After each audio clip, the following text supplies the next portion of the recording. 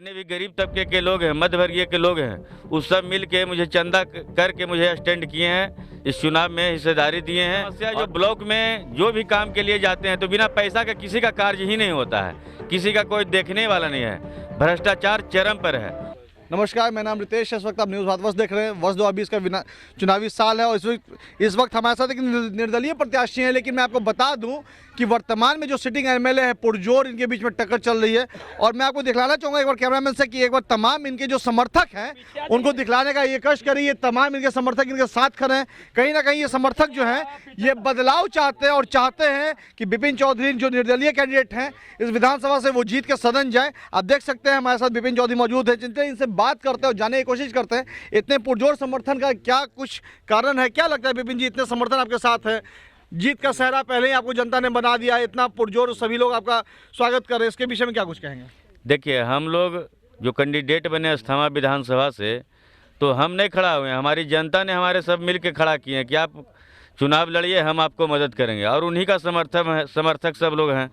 जितने भी गरीब तबके के लोग हैं, मध्य वर्गीय के लोग हैं, उस सब मिल के मुझे चंदा करके मुझे अटेंड किए हैं, इस चुनाव में हिस्सेदारी दिए हैं। और पुरजोर तरीके से जिस गांव में भी जाते उस गांव के जितने भी गरीब लोग हैं, युवा लोग हैं, मध्य वर्गीय लोग हैं, सभी लोगों का भरपूर समर्थन मुझे मिल रहा है। देखा जाता है कि पूर्व में आप जदयू के ही सिपाही थे और इस बार जदयू के ही सामने आप आके खड़े हैं और कहीं ना कहीं बहुत जोर से टक्कर है आपके और वर्तमान सिटिंग एमएलए के बीच में, तो इसमें क्या कुछ कहेंगे? देखिए, जदयू का मैं शुरू से आज तक सिपाही रहा हूँ।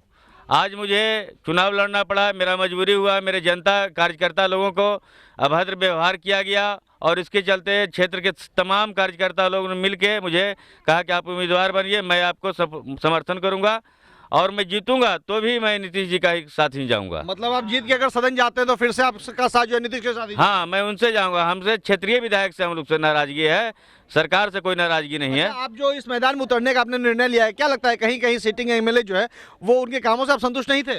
नहीं, हम तो नहीं हैं, लेकिन हमारे साथ साथ क्षेत्र के तमाम जनता को कोई भी लोग इनसे संतुष्ट नहीं है। ये कुछ बिचौलिए लोगों के चक्कर में ही रहते हैं कि 4 गो 5 गो लोग हैं, उनके चक्कर में ही जनता पर कोई किसी का कोई ध्यान नहीं है। जनता क्या समस्या है, नए है, ब्लॉक में चरम पर है, भ्रष्टाचार है, कोई देखने वाला नहीं, सिर्फ वोट के समय में आते हैं। जीत के अगर सदन आप जाते हैं तो यहाँ पे जो प्रमुख समस्या है, सबसे पहले कौन सा समस्या को निदान करेंगे आप? सबसे पहला समस्या जो ब्लॉक में जो भी काम के लिए जाते हैं तो बिना पैसा का किसी का कार्य ही नहीं होता है, किसी का कोई देखने वाला नहीं है, भ्रष्टाचार चरम पर है। और सबसे ज़्यादा पहला समस्या मेरा यही है कि मैं जाकर माननीय मुख्यमंत्री से कहूँगा कि जो ब्लॉक में काम होती है उसमें जो भ्रष्टाचार है उसको बंद किया जाए। मैं 3 से 4 दिन बाद यहाँ मतदान होने हैं, क्या कुछ संदेश देना चाहेंगे हमारे चैनल के माध्यम से अपनी जनता को?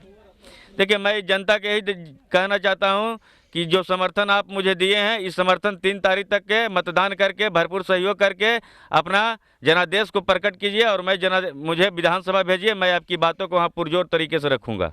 तो आप सुन रहे थे, ये विपिन चौधरी थे जो कि निर्दलीय कैंडिडेट है अस्थामा विधानसभा के और कहीं ना कहीं सिटिंग एमएलए जो जदयू के उनसे ये काफी नाराज है। जनता के कहने पे ये उठे हैं, आज चुनाव लड़ने को तैयार है। महज देखने वाली बात ये होगी कि 10 नवंबर को चुनाव का परिणाम आने वाला है और यहाँ की स्थानीय विधानसभा से जो जनता है वो क्या कुछ यहाँ का परिणाम देती है वो तो देखने वाली बात होगी। फिलहाल तमाम खबरों के लिए बने रहे हमारे साथ।